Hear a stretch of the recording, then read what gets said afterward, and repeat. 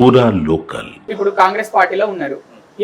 రేపు పొద్దున మీకు షోకాజ్ నోటీస్ ఇచ్చి మిమ్మల్ని సస్పెండ్ చేస్తారు. ఊరికే ఇదే విషయం మీద మాట్లాడుతున్నారని సిద్ధమా దానికి? ఇప్పుడు నేను కాంగ్రెస్ పార్టీలో ఉన్నా, నేను మా పెద్ద మహాసముద్రంలో ఒక చిన్న నీటి బుడగ లాంటివన్నీ.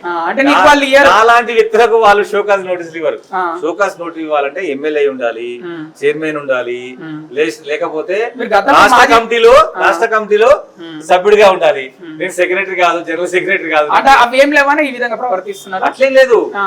ఇప్పుడు తెలంగాణ సమస్య ఉదాహరణ చెప్పానండి.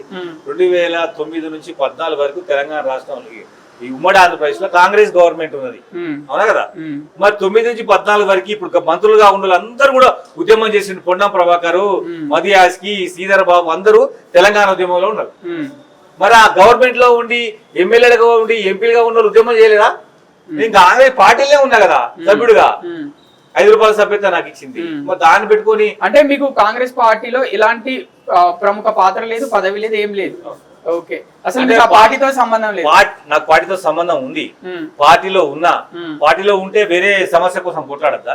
తెలంగాణ ప్రజలు మరి లా అండ్ ఆర్డర్ ఇష్యూ కాదా? లా అండ్ ఆర్డర్ ఇష్యూ అంటే మేము ధర్నాకు పిలిపించినామా? మీరు పచ్చి బూతులు తిరుగుతున్నారు కదా, మాట్లాడిన బూతులు అందరూ విన్నారు.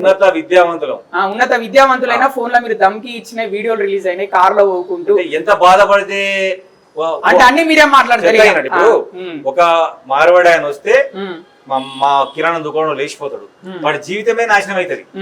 ఒక బంగారం షాప్ పడితే మా బంగారం షాప్ వాడు లేచిపోతాడు, ఒక బట్టల షాప్ పడితే మా బట్టల షాప్ వాడు లేచిపోతాడు, ఒక వైర్ల షాప్ పడితే మా కరెంట్ వైర్ వాడు పోతాడు. మరి ఏం చేయమంటారు చెప్పండి? ఎంత చెప్పినా వినట్లేడు. ఆ ఒక్కటి జీవితంలో మొట్టమొదటిసారిగా. తెలంగాణ యువత ఏం చేస్తున్నారు? మీరు ఇవన్నీ వాళ్ళే చేసుకుంటున్నారు అంటే యువత ఏం చేస్తుంది? తెలంగాణ యువత రెస్ట్ మోడ్ లో ఉంది. తెలంగాణ రాష్ట్రం ఎందుకు రెస్ట్ లో ఉన్నారు చెప్పండి? అంటే వాళ్ళు ఉద్యోగాల నోటిఫికేషన్ వస్తున్నాయి, చదువుతున్నారు. మొత్తం అందరూ ఉద్యోగాలు చేసుకోవాలా? తెలంగాణ యువత ఉపాధి ఉద్యోగం వాళ్ళు దానికోసం చూస్తుండ్రు.